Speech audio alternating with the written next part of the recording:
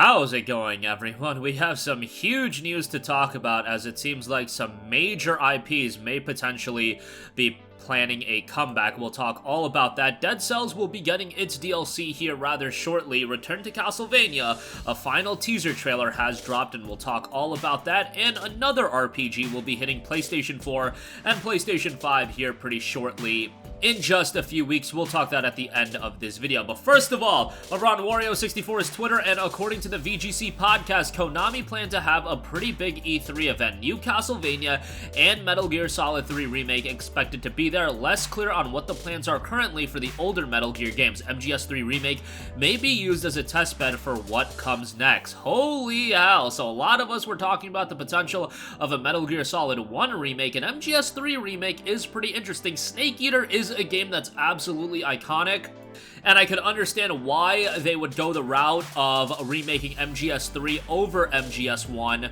And chronologically, you can make the argument that, hey, MGS3 does take place before MGS1, so it does work out that way. Am I really going to complain about the potential of an MGS3 remake over an MGS1 remake? Look, Metal Gear coming back in any form or fashion outside of Metal Gear Survive. Okay, maybe I should say any form or fashion. A non-Metal Gear Survive type game, you know, a full-on classic Metal Gear title, if it's a ground-up remake, if it's a new game, whatever the case may be, that is incredibly exciting. And Metal Gear Solid 3 is a game that is absolutely revered.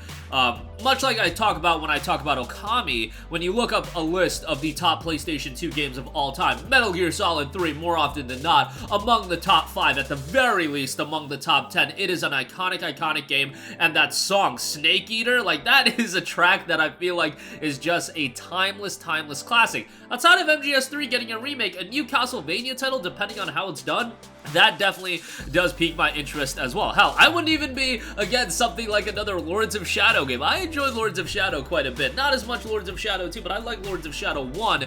But nonetheless, how that pans out, we'll see. And we'll talk about Dead Cells in a second, but they're doing a crossover with Castlevania. Castlevania is something that definitely, as far as an IP goes, Metal Gear, Castlevania, they have so many legs to it, and them not being tapped into, at the very least, Konami licensed those IPs out to other publishers and developers willing to work on them. Like, that makes all the sense in the world. And if that's not the case, then if Konami wants to, you know, cultivate a development studio to work on a new Castlevania and MGS3 remake, who knows who would be the developers behind that, but nonetheless, it would be incredible. And there are IPs that, at the end of the day, this is a business, and those are IPs that will generate a lot of revenue. Like a Metal Gear Solid 3 remake that's a next-generation title, released on Xbox Series, PC, and PlayStation 5.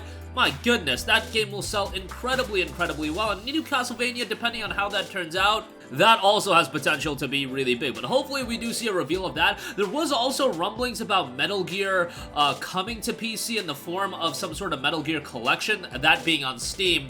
And I feel like you should release, like, the classic Metal Gear titles so they are readily accessible just on PlayStation 4, 5, Xbox One, Xbox Series. I know on Xbox, the Metal Gear HD collection is backwards compatible, but on PC, on PlayStation, why not just roll out the Metal Gear HD collection? Even if you're gonna do an MGS3 remake, like, people are gonna buy that, but if we had the Metal Gear HD collection available, that is MGS2, MGS3, and Peace Walker, people would buy that and, you know, re-release that at $40 or $50 on PlayStation 5 or 4, absolutely people would buy that. But I can understand, hey, if you wanted to an MGS3 remake, maybe we shouldn't release the HD version, but I really don't think that's an issue at all. People will buy the remake, people will buy the HD collection as well. It's just a shame that on consoles especially, Metal Gear is one of those franchises that's just not being preserved. Look at it this way, PlayStation is a platform that I feel like was synonymous with Metal Gear for a long time. Metal Gear Solid 1, you can't play that on PlayStation 4 or 5. Metal Gear Solid 2, can't play that. Metal Gear Solid 3, can't play that. Metal Gear Solid 4, can't play that. Metal Gear Solid Peace Walker, can't play that. You can play MGS5, you can't play Metal Gear Rising Revengeance, which, by the way, we just celebrated the 10th anniversary of that game, and it's a shame that that game isn't accessible as well. You have all of these titles that could generate so much revenue on PlayStation, on PC. Those Metal Gear Rising is still available, but MGS2, MGS3, Peace Walker, MGS1 as well. Like, those classics, even if you're not going to do a full-on remake, just re-release them and then remake the games as well. You can literally double dip, and people would be willing to double dip and buy those games again. Or at the very least, just Sony get backwards compatibility working on PlayStation 5. You're not going to do it on PlayStation 4, but get backwards compatibility working so we can at least buy the Metal Gear HD collection on PlayStation 5 and play it that way, because it's just a shame. That's a franchise that absolutely should be being preserved, and it's just not. In Castlevania, I can go to like Lords of Shadow 1 and 2. I mean, it'd be nice if I could play those as well. Lords of Shadow 1 especially. But nevertheless, the idea of an MGS3 remake, the idea of a new Castlevania, that is incredibly exciting to me.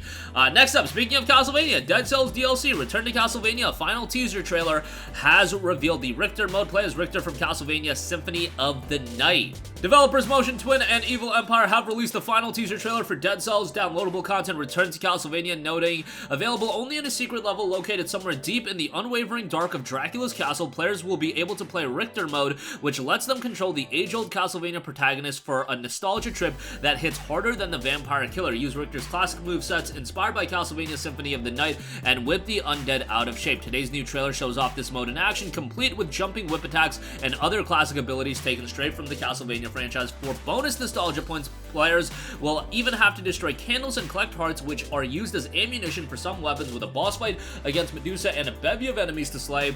You'll be glad you scoured every inch of Castle Dracula. Today's trailer also includes a more in-depth look at the way players will be able to slay as the beheaded throughout Dead Cells Return to Castlevania, showing off the Vampire Killer, throwing axe, and more in action. The animated skeletons and living suits of armor shambling through the castle's hall don't stand a chance. Eagle-eyed players as well as hardcore Castlevania fans may recognize some familiar set pieces throughout the expansion. Be sure not to leave an inch of the castle unexplored. Whether you're filling the shoes of Richter's or using his and Alucard's weapons as the beheaded Dracula and his old pal Death won't know what's coming to them. The Dead Cells content Return to Castlevania is dropping on March the 6th. It will be available for $9.99. Of course, the game is available on PlayStation 4, Xbox One, Switch, and PC already.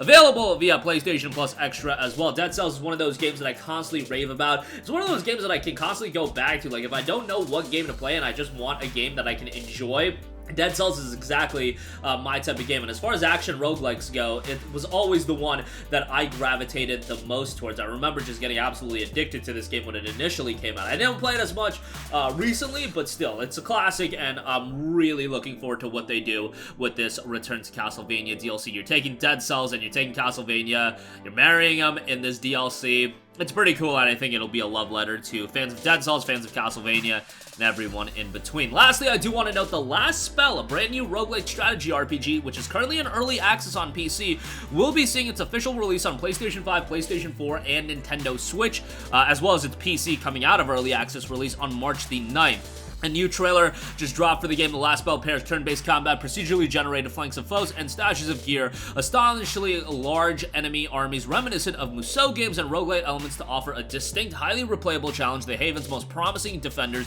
will learn to overcome disadvantages and the brute force of beastly hordes, gaining new skills and strategies through tense fights intensified by a pulse-spiking progressive metal soundtrack. Surviving The Last Spell's brutal but fair onslaught will be nothing short of miraculous, but wit to match the might of its defenders. Humanity's final Haven can still persevere. The Last Spell will be dropping on March 9th. If you're a fan of strategy RPGs, something to have on your radar for the month of March at the very least. Wishlist it. Maybe not one you want to pick up right away, because there is a ton of stuff dropping in March as well. But that'll do it for me. Again, big rumors as far as a potential MGS3 remake, as well as a new Castlevania title, according to VGC Podcast, as far as a pretty big E3 goes. So we'll see how that turns out. Dead Cells DLC gets its final teaser trailer. Return to Castlevania, that's dropping on March the 6th, and The Last Spell dropping on March the 9th, a brand new strategy RPG. That'll do it for me. Sound off with all of your thoughts in the comment section down below. Thank you for watching, and goodbye.